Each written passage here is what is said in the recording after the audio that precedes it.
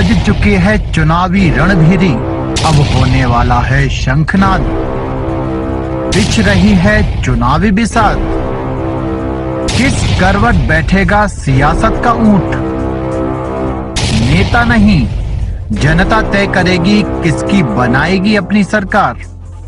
चुनाव से पहले चुनाव की बात, हर दावेदार से कराएंगे आपकी मुलाकात। देखिए विधानसभा चुनाव पर चुनावी चर्चा। बाबा साहब भीमराव अंबेडकर की 133वीं जयंती को आज पूरा भारत बड़े धूमधाम से मनाया। दलित समाज विकास संगठन की ओर से पूरे भारत में बड़े पैमाने पर यात्रा निकाली गई। इन यात्राओं में दलित समाज के साथ साथ मुस्लिम समाज ने भी बढ़ चढ़कर हिस्सा लिया।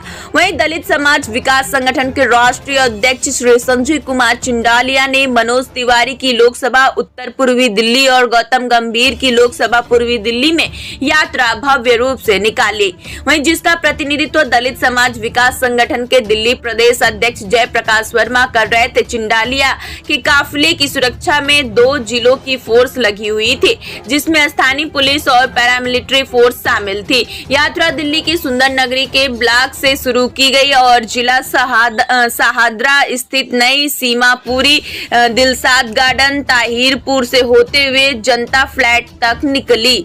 वहीं इस यात्रा में मुस्लिम समाज के लोगों के साथ साथ हर वर्ग के लोग शामिल थे।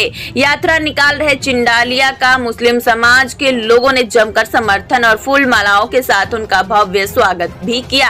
वहीं दलित मुस्लिम समाज के एक साथ आने को लेकर चिंडालिया से जो रिपोर्टर्स ने बात की तो उन्होंने इशारों में भाजपा पर निशाना साधते हुए कहा, जो संविधान को बदलना चाहते हैं हम उस सरकार को ही बदल डालेंगे। जिसमें कहीं न कहीं बीजेपी से चिंडालिया की नाराजगी भी जाहिर हो रही थी, जिसमें मुस्लिम समाज ने चिंडालिया को समर्थन देकर उनको और भी मजबूत कर दिया है, जिसका असर आगामी लोकसभा चुनाव पर भी पड़ता नजर आ रहा है।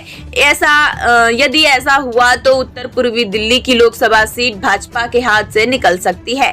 वहीं सूत्रों की माने तो मनोज तिवारी को लेकर भी दलित समाज में काफी नाराजगी नजर आ रही है। ऐसे में चिंडालिया के साथ दलित और मुस्लिम समाज के लोगों का एक साथ होकर अंबेडकर जयंती का निकालना लोकसभा चुनाव के समीकरण को बदलने की कवायद माना जा रहा है। कहना क्या है जी, पूरे देश को मालूम है कि बाबा साहब डॉक्टर भीमराव अंबेडकर भारत रत्न राष्ट्रीय निर्माता, जिसने देश का संविधान बनाकर हम पर जो उपकार किया है, हमारे लोगों पर, हमारे भाईचारों पे, जो हम लोगों को कानून अधिकार में हमें जो आज मिले हुए, जिनके अनुकूल हम बोलते हैं, आज जो हमें मिल जाता है, ये आज रोड पे हम चल रहे हैं, आज प्रोटेक्शन मिला हुआ है हम लोगों को। तो ये सब बाबा साहब भीमराव अंबेडकर जी की देन है, जो हम लोग आज रोड पे चल करके अपनी संख्या के साथ दिखा रहे हैं कि आज हमारे बाबा साहब भीमराव अंबेडकर जी की परम पावन जयंती है। तो क्या कुछ करेंगे? आज यात्रा निकाली गई है, क्या कुछ समाज को संदेश रहेगा? यात्रा नहीं है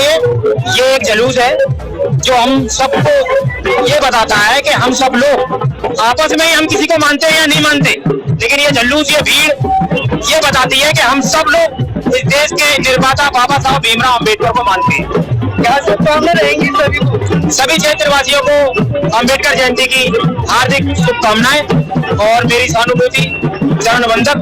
हमेशा हमारा समाज, ये देश, भारत खुशहाली की जिंदगी जीते रहे। क्या कुछ कहेंगे? आज जुलूस निकाला जा रहा है, किसके माध्यम से और क्या कुछ संदेश रहेगा? ये B.R. अम्बेडकर जी के जो जन्मदिन पे ये रैली निकल रही है, ये संदेश देती है कि ये जो कुछ हो रहा है ये सब उन्हीं की देन है। इसलिए हम सभी को ये कहना चाहते हैं, सब एक रहिए, सब समाज एक है। B.R. अम्बेडकर साहब को जन्म की शुभकामनाएं। क्या कुछ संदेश देती है? बिल्कुल, ये एकता का संदेश दे रही है। सब समाज एक है, सभी मिलके हैं, सभी समाज हमारे साथ है।